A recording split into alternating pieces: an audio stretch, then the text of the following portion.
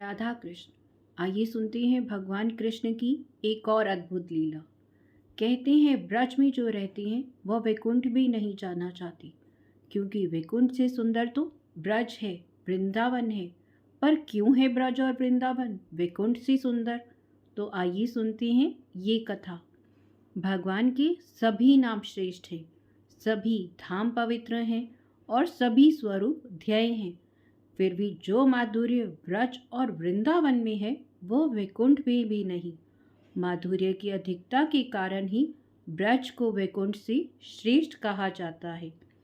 कहते हैं एक बार नंद बाबा एकादशी का व्रत कर रहे थे, तो उसी दिन रात में द्वादशी लग गई थी, जिस कारण नंद बाबा ग्वाल बालों के साथ रात में ही यमुना के किनारे स्नान करने चले गए। नंद बाबा को ज्ञात नहीं था कि इस समय असुरों की बेला है। इस समय यमुना जल में प्रवेश करना निषेध है। कहते हैं रात को 10 बजे से लेकर सुबह 3 बजे तक यमुना जी में स्नान निषेध है। पर जब नंद बाबा ने स्नान किया तो जल के देवता वरुण का एक सेवक उनको वरुण लोक में ले गया। नंद बाबा को डूबा हुआ जानकर ग्वाल बालों में कोहराम मच गया। सभी कहने लगे, कृष्ण तुम्हारा ही भरोसा है, तुम ही अपने पिता को वापस ला सकते हो।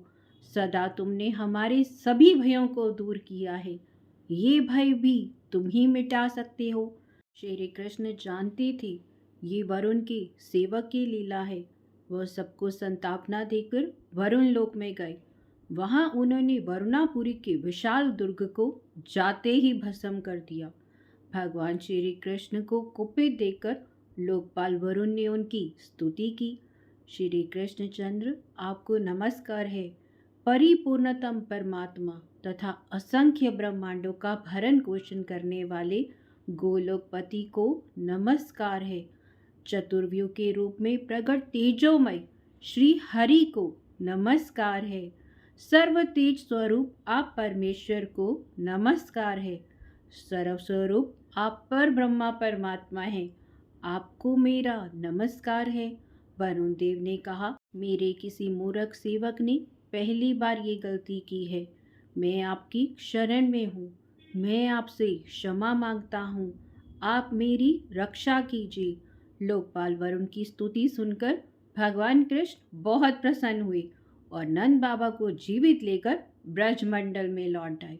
नंद बाबा ने वरुण लोक में देखा था कि कैसे स्वयं वरुण और उनके सेवक भगवान कृष्ण के चरणों में झुक झुक कर प्रणाम कर रहे हैं।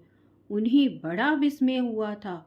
अब नंद बाबा गोप गोपियों और अपने जाति भाइयों को वरुण लोक में कृष्ण के प्रभाव का वर्णन करते हुए कहते हैं, मैं वरुण लोक गया था, वहां वरुण देव ने कृष्ण को साक्षात भगवान बताया। हमारा लल्ला लल्ला नहीं है, ये तो कोई परमात्मा है, साक्षात भगवान है।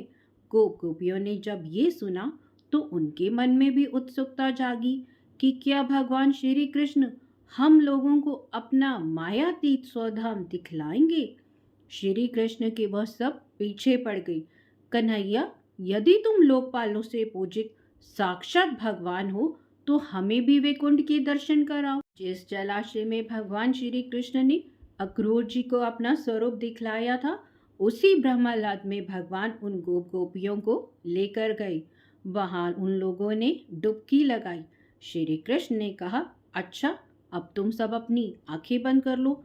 अगले ही पल जैसे ही उन्होंने अपनी आंखें खोली तो सामने शंख चक्र गदा पद्म लिए वनमाला से सुशोभित असंख्य सूर्यों के समान तेजस्वी श्री कृष्ण शेषनाग की शैया पर बैठे हुए हैं। ब्रह्मा आदि देवता उनकी सेवा कर रहे हैं। ये देखकर सीधे साधे गोप गोपियां आपस में बात करने लगी, अरे ये देखने में तो श्री कृष्ण जैसा है, पर इसके तो 4 हाथ हैं। हमारे कन्हैया के पास ना तो शंख है ना गदा पद्म है, वह तो बांसुरी वाला है। हम उसके समीप खड़े होते हैं, ये तो हमें नीचे खड़ा करके स्वयं ऊंचे आसन पर बैठा है। हमसे एक क्षण भी बात नहीं की है अब तक इसने। वैकुंठ में ब्रज की तरह प्रेम की मर्यादा नहीं है।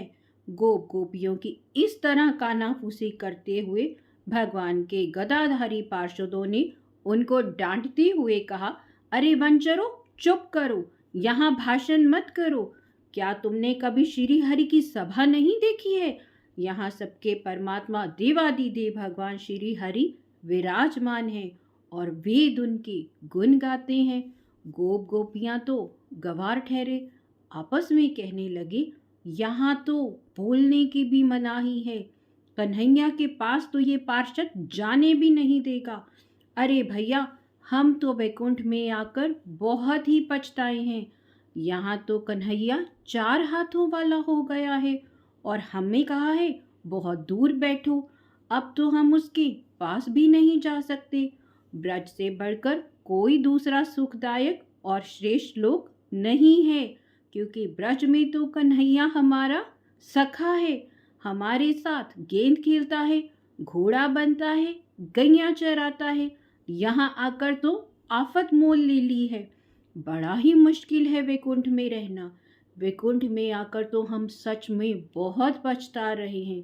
भगवान तो अंतर्यामी है। जब चतुर्भुज रूप श्री कृष्ण का देखा तो गोप गोपियां दुखी हो रहे हैं, वह तुरंत ही उनके साथ ब्रज को लौट आए। ब्रज में आकर गोप गोपियों ने चैन का सांस लिया।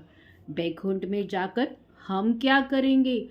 यहाँ यमुना में गिरी गोवर्धन, वंशीवट, निकुंज, वृंदावन, नंद बाबा, यशोदा और उनकी गाय, हमें कुछ नहीं चाहिए। वहाँ ब्रज की सुंदर सुगंधित ब्यार भी नहीं बहती है, ना ही मोर और हंस कूजते हैं।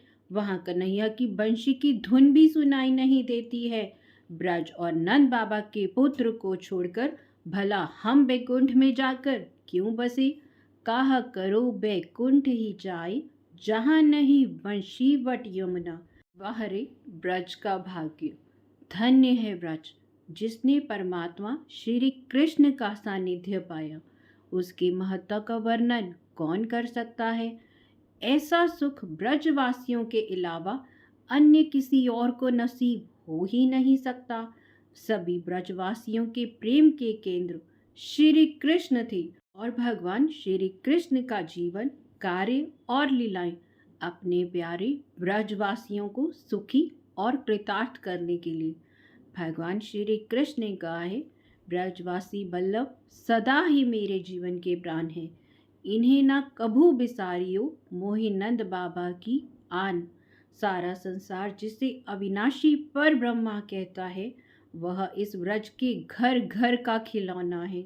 यह व्रज तो तीनों लोकों से न्यारा है, जिसके हाथ में श्री कृष्ण सुख की राशि लग गई है। जो सुख लेत सदा ब्रजवासी, सो सुख सपने हो नहीं पावत। जे जन है बैकुंठ निवासी, हाँ घर घर है रहो खिलौनो। जगत कहत जाको अविनाशी, नागरी दास विश्वते न्यारी।